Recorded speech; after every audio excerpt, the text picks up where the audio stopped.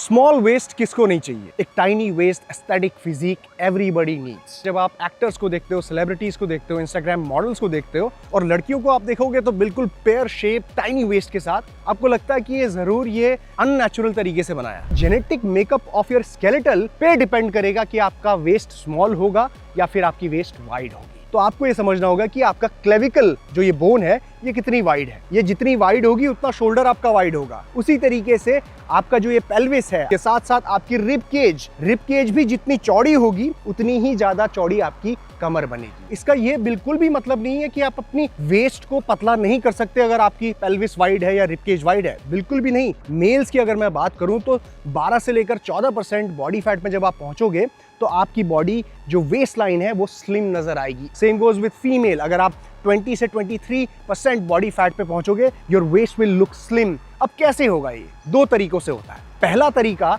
आपकी बॉडी में calorie expenditure को बढ़ाना। कैसे बढ़ा सकते हो? तो अपनी लाइफ में 2 से 3 दिन आपको small sessions of cardio add करने चाहिए। अगर आप ये ऑलरेडी करते हो तो आपको रेजिस्टेंस ट्रेनिंग यानी कि वेट्स के साथ ट्रेनिंग शुरू करनी चाहिए। अब दूसरी चीज जो आपको यहाँ पे करनी है वो है remove excess calories from your diet. जो आप मेयोनीज, केचप, शुगर, चीनी डाल के खाते हो, अपने चाय पीते हो, कॉफी पीते हो, वो रिमूव करो। अब इसको सिंपल तरीके से समझने के लिए आप ऐसे समझिए कि मान लीजिए आपकी बॉडी को जरूरत है 2000 कैलोरीज की और बाहर से आप 2000 कैलोरीज ही दे रहे हो, लेकिन आप बर्न 2100 कैलोरीज कर रहे हो, तो बॉडी के लिए 100 कैलोरी का डेफिसिट हो गया। और वो 100 कैलोरी की जो कमी है वो बॉडी अपने में ही लगी हुई चर्बी को गला के पूरी करेगी और जिससे आपकी चर्बी कटने लगेगी। सो ऐसे आप अपनी वेस्ट को स्लिम कर सकते हो।